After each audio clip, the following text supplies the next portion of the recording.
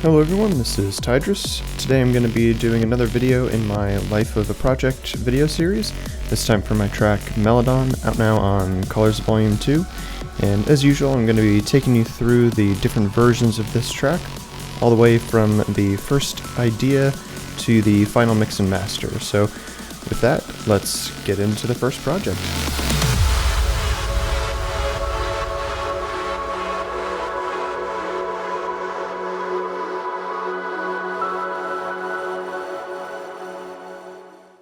So here's the first version of the project that I have. It doesn't have a whole lot to it quite yet. Just some pad elements, the main chord progression, some ARPs, and a few effects and vocal atmosphere. So I'm going to try and jump through these different versions pretty quick, so I'm not going to be able to cover everything in each of them, but it'll give you kind of an idea of sort of how things went and where the initial idea kind of came from. So here's the beginning of this version from the break, and I'll play kind of through this section here.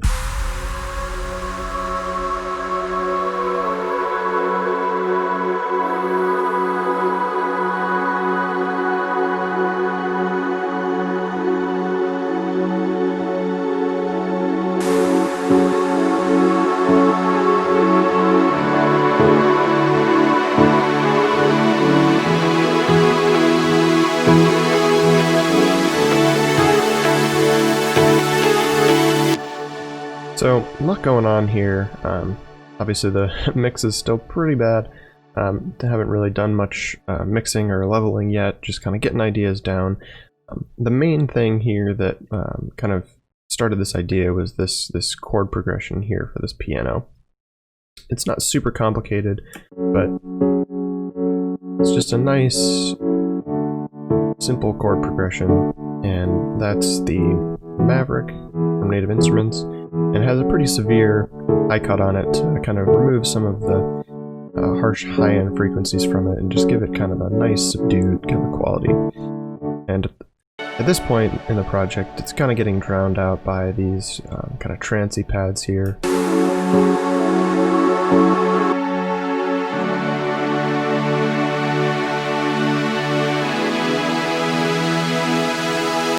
But those are really just some super saw pads with another element kind of layered in, and then we've got down here this sort of vocal atmosphere, so you can hear these.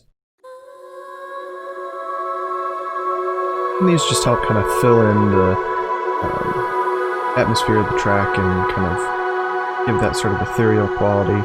These are some vocal samples that I have running through a Valhalla Shimmer. So this plugin is a reverb type plugin that really adds a nice quality to especially vocals, in my opinion. So this is with it, and then this is without it. So it adds a nice kind of high-end sparkle to the vocals and really gives a good atmospheric quality to them when you're adding that shimmer to vocals. So the next bit is this build and then the drop, so I'll play from probably about here into the first part of the drop.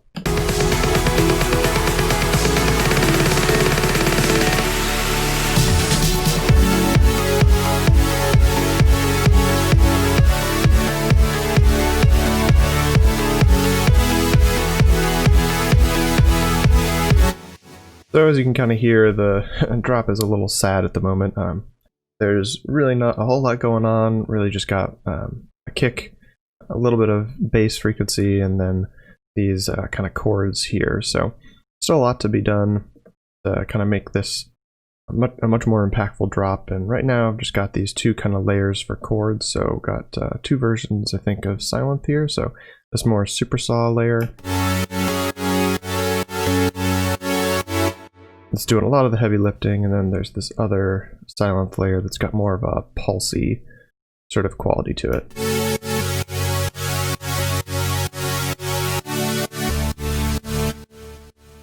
And they layer together alright, but there's still a lot of room for improvement. And then the other thing down here that you can't really hear because it's pretty buried at the moment is this kind of ARP lead thing. And this doesn't, I don't think, end up making it into the final version, but it was just a kind of start of an idea that kind of developed into something else later on. So that's pretty much it for this project, so I'm going to go ahead and move on to the next one. Alright, so this is Meladon 6, so lots changed since the first version.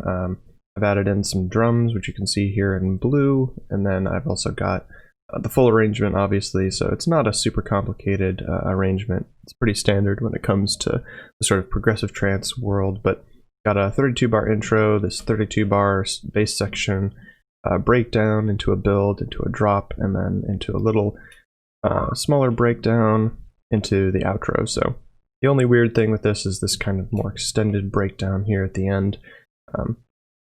This goes into a build that kind of brings up the tension again to get into the sort of more drum-heavy outro section. So I'll kind of jump around a little bit and play a little bit from each of these sections just so you can get the idea of where the track stands.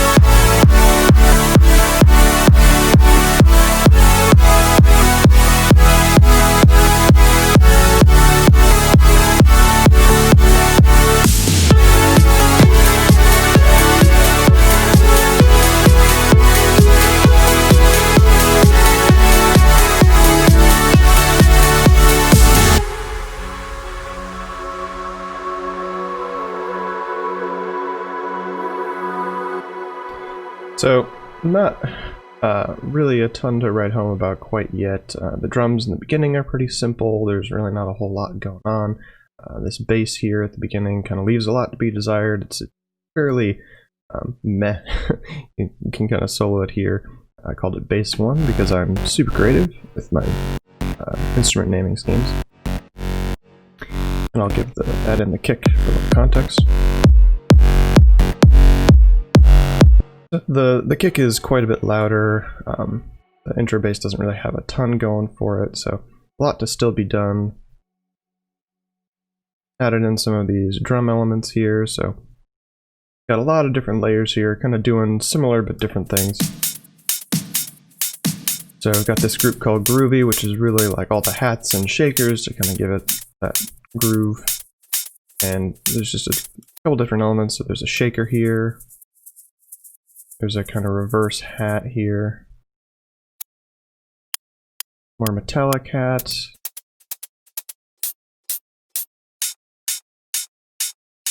And then this snare down here in another group. And so the drums are pretty simple right now. Not a whole lot going on. And then in the drop I add this ride right here. So definitely a lot of stuff still to be done, but getting kind of the basic idea, getting the arrangement down, kind of getting the structure kind of set. At this point, you know, there's still a lot that can change in the track, but at least I have sort of the main structure and body of it kind of fleshed out and how I want it to flow from section to section. So yeah, so in the drop here we've got this sort of drop bass that is pretty simplistic right now.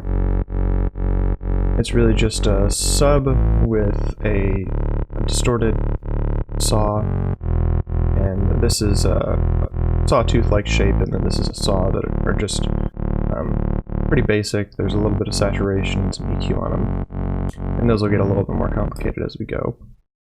That's pretty much it for this iteration of Meladon, so I'm going to go ahead and move on to the next one. Alright, so this is Meladon 9. In this part I changed up the intro bass section a bit.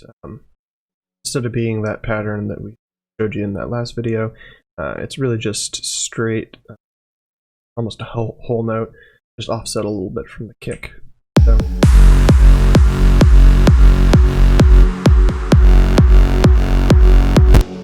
And really doesn't sound too great right now, but it kind of morphs in as I mix it and as I add elements to it later on. It kind of evolves and gets a little bit more interesting as time goes on.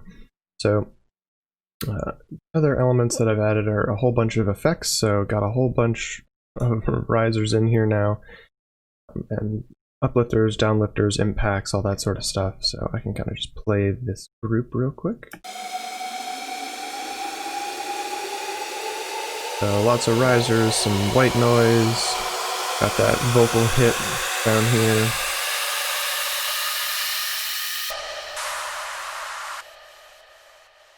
So one thing I want to talk about is this kind of vocal hit. So this is really just a vocal sample that was chopped up and added a whole bunch of reverb to it and some delay as well. So there's really just a really long decay on this. So this is a almost 10-second decay with a pretty high mix amount, and this is really just to sort of set it back in the mix. I mean, it's supposed to be noticeable, but not a main element. And right now it's kind of filtered down, and it filters in slowly over time throughout this section to kind of keep things interesting. And that's something I do a lot with these filter effects, is to kind of bring elements in slowly with filters, doing a high cut or a low cut to kind of thin them out a little bit and kind of make them mesh with the other elements that are going on. And some other elements were the drop. So I changed up the build a little bit and the drop. So here we've got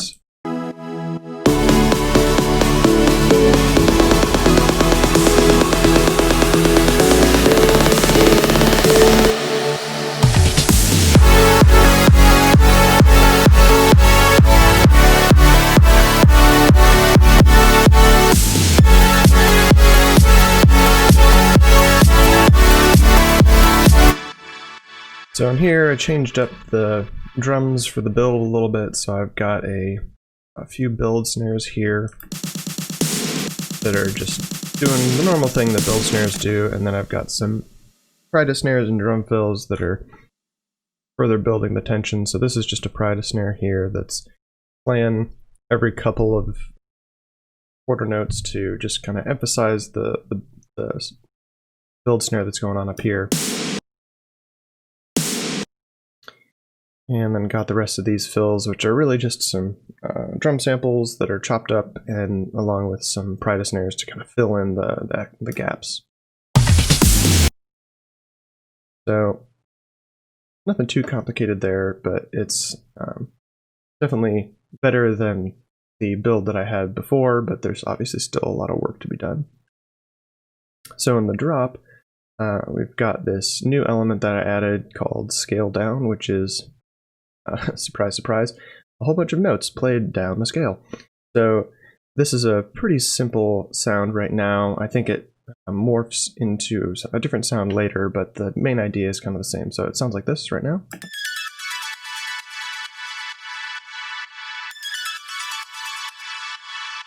So it's meant to be really out to the sides and filling in that sort of stereo field, whereas the rest of these elements are a little bit more mono, like the chords and the bass and the kick and all that stuff. So it's meant to just kind of fill in those gaps, and right now it's nothing super complicated. It's a saw with a whole bunch of ping pong delay on it, quite a lot of ping pong delay actually, and it really just keeps the stereo field kind of filled up and keeps things interesting as you add things in throughout the drop.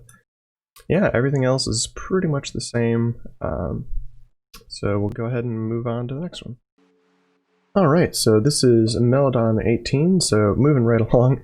In this one I made a whole bunch of kind of mixing tweaks and added in some additional elements. So in this one I kind of more fleshed out this intro bass idea that I had in that I talked about in the last video a little bit. So it's a little bit more interesting and has a lot more of the final tone that it'll have in the final version, but still work that's done in between this and the final one. But this is kind of what it sounds like right now.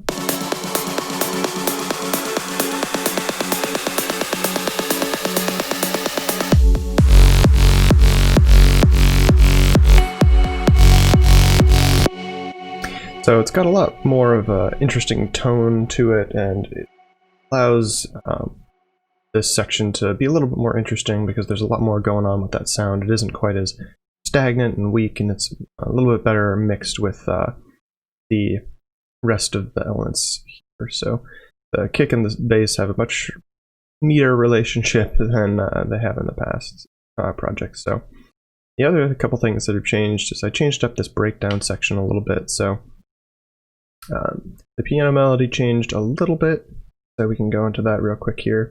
And I also added an additional layer to the piano to kind of fill in some of the gaps in the frequencies that the first piano had. So I'll kind of play that from here.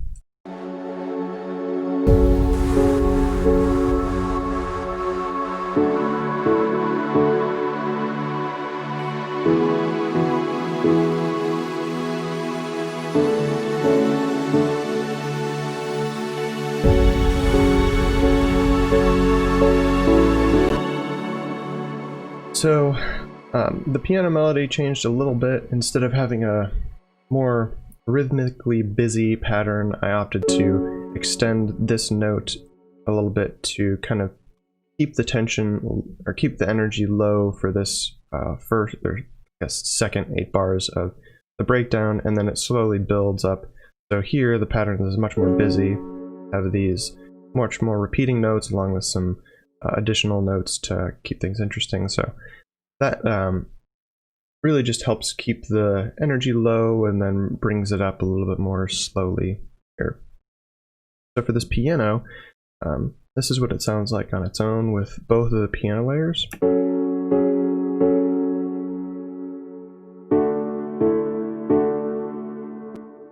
And sounds pretty nice. So the two layers are the Maverick that we talked about in the previous video. So this is on its own.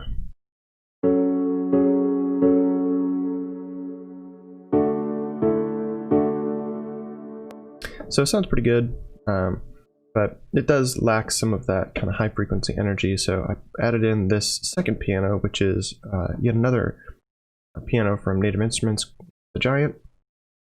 And this is what that sounds like. So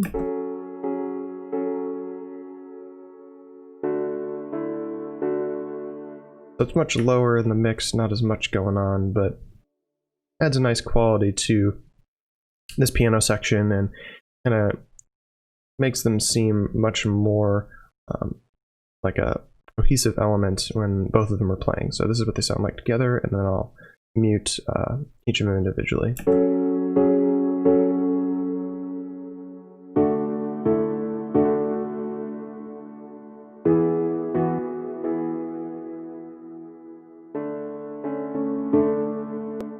So they sound much better together in my opinion. So yeah, that's pretty much what ends up making it into the final track. I think there are some other elements that get kind of sprinkled in as well in the breakdown, but that's mostly what the breakdown is in the final version. And then I think that's pretty much it for changes. We can go through and play the build to the drop section. And I think I just did some additional mixing on these elements to make everything kind of gel a little bit better.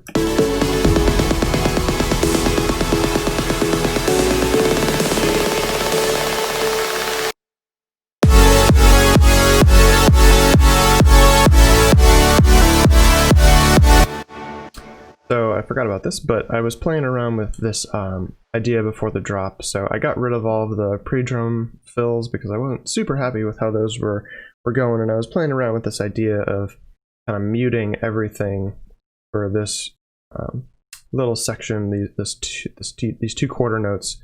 I'm kind of muting that and then just letting the drop hit full force, right here, but I ended up not going with that idea for the final version because it ended up just not working out as well as I would have hoped, and I ended up going with something a little bit more traditional with, you know, drum fills and pride snares and all those sorts of things. So yeah, that's about it for this iteration of the project, so I'll go ahead and move on to the next one. Alright, so this is Meladon 33. A lot of incremental changes in this version. Nothing major that changed, but just some additional elements that got added and things that got tweaked. So this pre-bridge, what I call it here, but the first drop is a little bit cleaner. There's a few more elements here, so this is kind of what it sounds like now.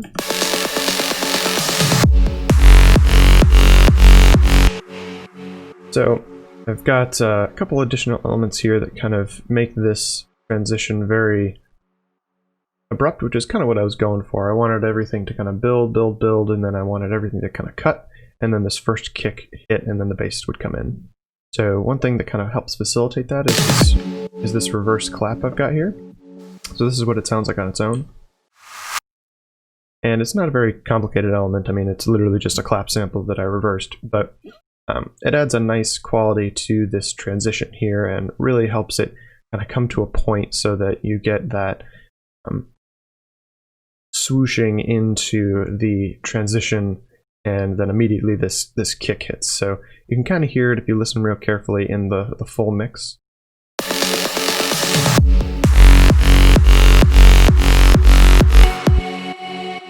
So it just adds a nice quality to that transition.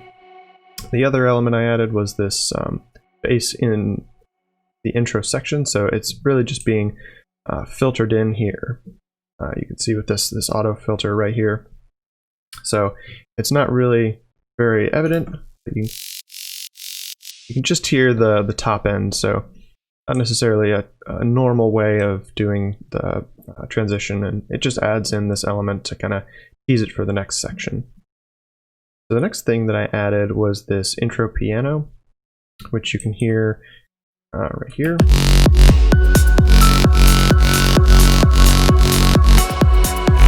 And it's just a piano played up fairly high in the register. This is all the way up in F5 and 5, but just has a lot of reverb on it, a little bit of saturation and delay, and it just gives a melodic element to this otherwise bass heavy, drum heavy kind of intro section. And it kind of plays throughout in the breakdown and throughout some of the other sections of the song with different notes.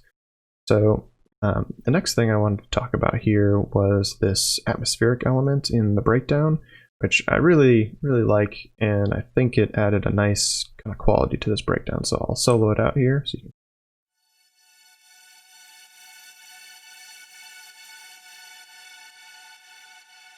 and it's not very present in the mix. It isn't very loud, but it has some auto pan on it, so it's going from left to right, and it has a lot of stereo information to it. So in the mix, it sounds like this.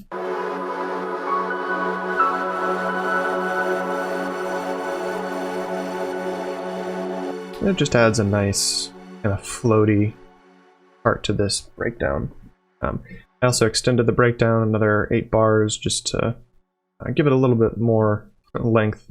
I really like breakdowns, so something I end up doing quite a lot. So this next section that I want to talk about is the build to drop section. So like I was saying in the last video, I didn't end up going with that sort of silence before the drop idea, so this is what it sounds like now.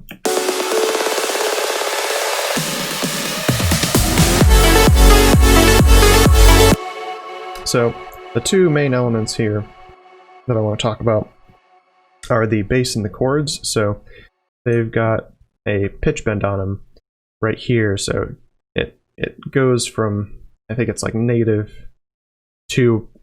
pitch bend all the way up to, you know, the notes that they play right here on the downbeat. So it sounds like this.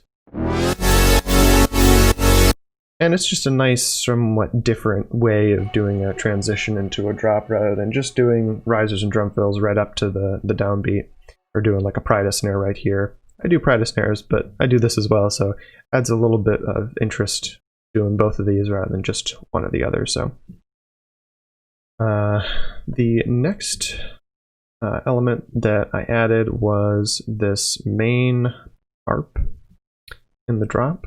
So that's this right here. So this was much different than the main kind of lead or ARP that I had going on earlier in the project. So this is what it sounds like.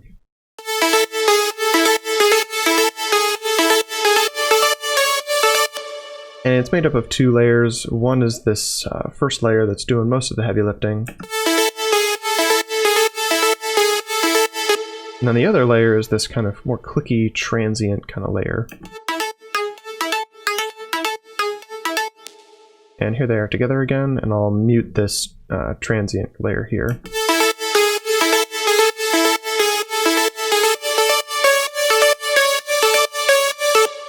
It just adds a nice quality to that lead and helps it cut through the mix a little bit more. So when I play this all together, I'll mute this transient layer here, and you'll kind of hear the difference that it makes.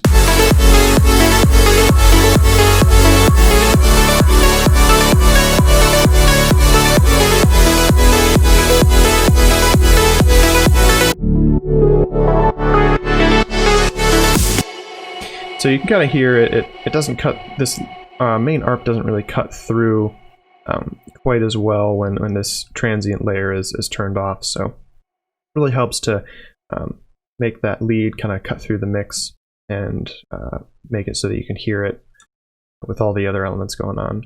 So the other thing was this filter down that I did here. So I'll play this again real quick.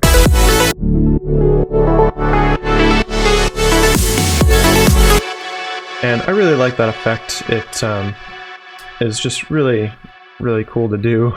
It's not super complicated. I just put a filter on my master, which some people don't like to do that, but I really don't mind it, especially when doing these sorts of things. It really is just a high cut that slowly opens up, and then there's some snares here to bring it back into the main drop section. So yeah, the only other thing I wanted to talk about in here was I started fleshing out the radio edit. So this is a trick I learned from Julian Gray. He does the same thing with his extended mixes and radio edits. So instead of having the radio edit in a totally separate project, he just puts it right next to his extended mix, or whatever you want to refer to this as. And that makes it much easier when you're making changes to your extended mix. You don't have to like copy them into another project file. So here, there's really just some drums, and then it goes right into the bass section like this.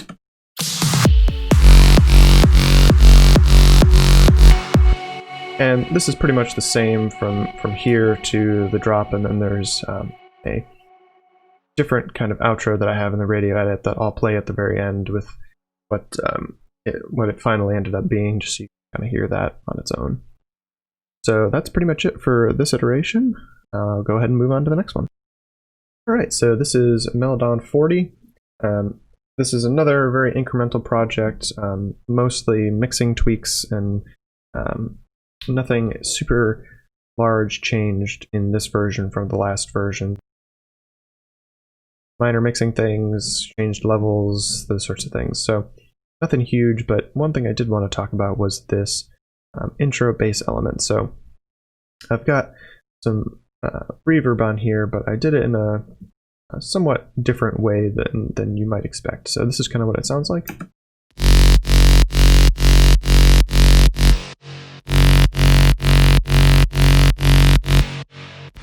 I'm using a sidechained reverb trick, and it's basically being sidechained to itself, so that the reverb is being squashed and not kind of audible when the bass is playing, but then it kind of gradually gets introduced when the bass note kind of lets off. So the way that I'm doing this is in Ableton you can make these things called effects racks, which allow you to have a dry and a wet signal. So it's kind of like doing a send, but without having to actually send it.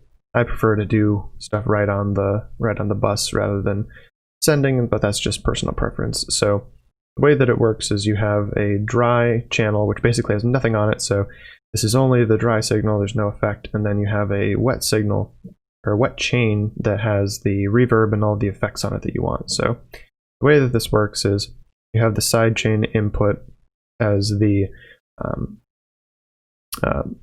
bass group that you want. So it's actually taking the audio from this intro bass, and then it's taking that and putting it into this compressor, which is squashing the reverb when the bass is playing. So you can kind of see it visually here.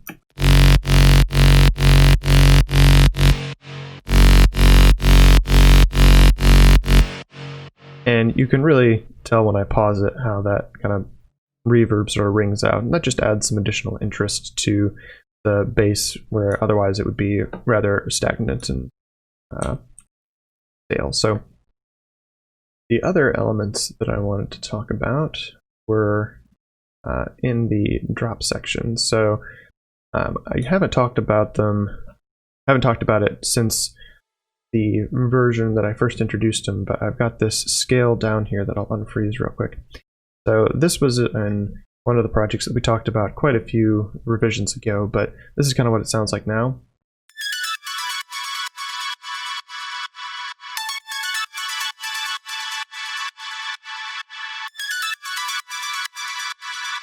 And this is pretty much the same preset, but I think I played it up an octave, and I also added this auto pan, so it's really pushing it out to the left and right. There isn't, a whole lot of signal in the center, and that's kind of what I wanted. I wanted something to kind of fill in the stereo spectrum a little bit, and just get stuff real far out in the sides to kind of fill out the mix in this drop section. So it's also playing some different notes. It's not just playing a single scale down anymore. It's playing a few notes down and then one up and then a couple other differing patterns. I mean, it's nothing super complicated. I think this is pretty much just repeated. But it just adds a nice kind of quality to the drop section. And that's pretty much it for this project. It's not a huge difference. There's, like I said, lots of incremental tweaks, and yeah, you'll see a lot of that in the final version, which we'll talk about next. Alright, so this is Meladon 50, so this is the version that actually got released on Colors Volume 2. I did the mix and the master myself, and what you see here is what was actually released on Colors. So a lot of, again, incremental tweaks. In between 40 and 50, I did a lot of mixing changes. I added a few more elements here and there, but nothing major. Tweaked a lot of the drums just to tighten everything up a little bit and kind of get the last little bit out of it that I could. So play some sections and kind of jump around like I have in the past.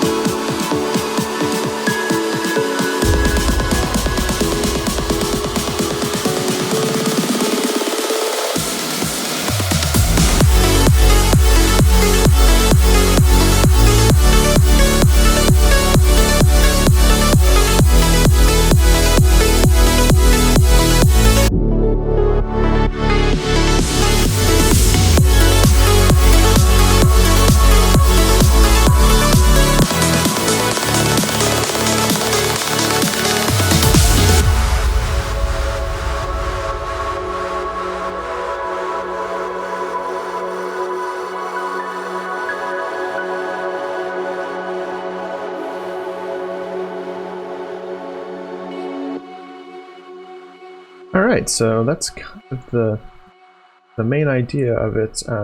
a lot of the things that changed, like I said, in this version were mixing, so the intro bass that I've got here sounds quite a bit different, at least in my opinion, than the original bass, so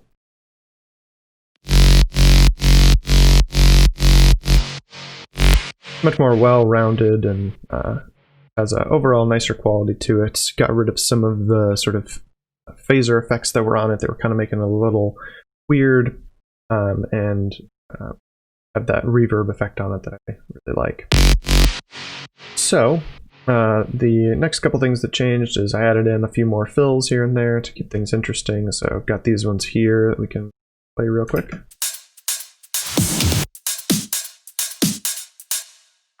And I just tightened up the drums a little bit overall, so they're much tighter and just sound better in my opinion than any of the previous iterations.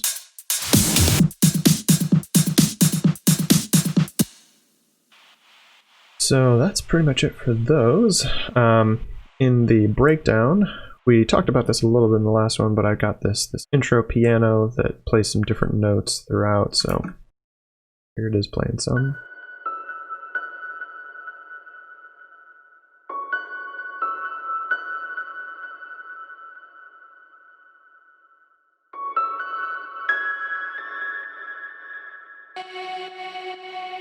And I just really like how that sounds. It's not super present in the mix, but you can still hear it, and it adds kind of some nice tension for the breakdown and then into the build and so on. So the next thing is the drop is much cleaner. I'll go in and talk about this bass section here real quick. So this evolved quite a bit over the course of the project, but this is kind of what it sounds like now soloed. This is all the layers together, so we've got a sub. Pretty hard to hear, but it's there. Got a low mid, then a mid that has a little bit of stereo information, and then another mid that's pretty noisy that has a lot more stereo as well. So together they complement each other pretty nicely. So then the next bit is the chords. And that's a combination of white noise, some saws, other layer, this more pulsy layer from Spire, as well as this additional layer from Silent as well. So overall, it sounds much better than it did in any of the previous versions, obviously, but yeah. The drop has these additional fill elements here in this sort of filtered out section.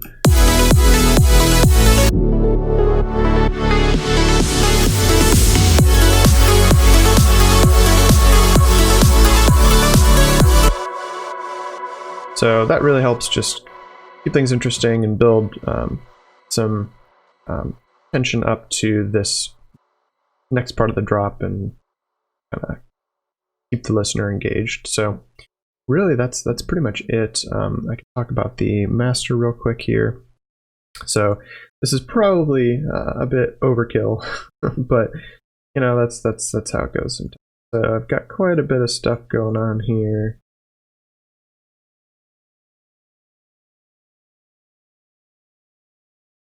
Probably make the argument that you could have fixed a lot of these things in the mix phase, but you know, I'm lazy, so did it here in the master. So got this Oxford inflator, which is doing some saturation. Got the ozone imager, which is cleaning up the stereo image a little bit, so monoing out a lot of the lows, giving a little bit of stereo with the low mids, highs, and super high frequencies that you can see here.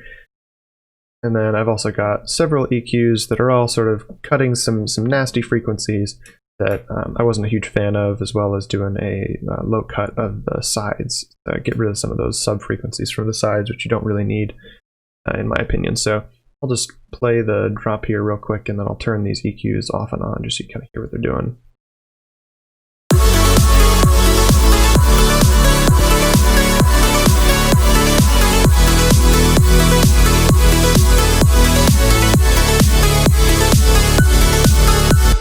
So I think it really tightens it up. I added a little bit of a boost to the kick here to give it a little bit more punch, and then just cut some nasty frequencies overall that are what these little cuts here are for. There were just some resonant frequencies that I wasn't a huge fan of, so I cut those a little bit and kind of reduced them.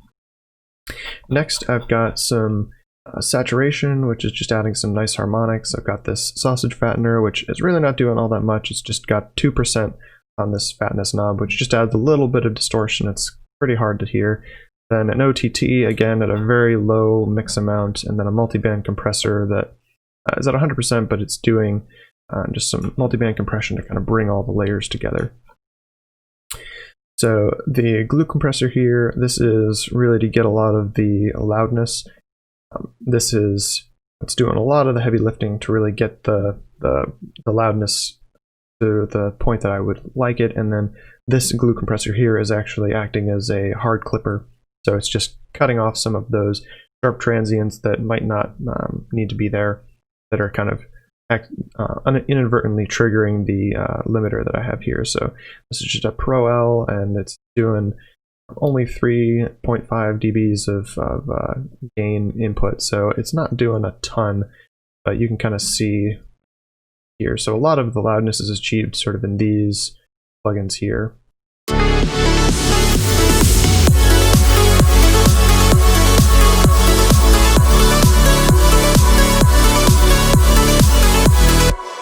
So it's really not doing a ton of gain reduction. Most of the loudness that we're hearing is from these compressors along this chain, and especially this glue compressor here. So that's pretty much it for this iteration. So for the last little bit, I'll play the outro of the radio edit here. You can kind of hear what that sounds like. And thank you guys for sticking in there with me, and hope you enjoyed. If there are any elements that you want me to go further in depth on, or want to see me walk through a little bit more, please feel free to leave a comment, and be sure to check out Colors Volume 2 and all the other amazing artists on there. So hope you enjoy. Thank you.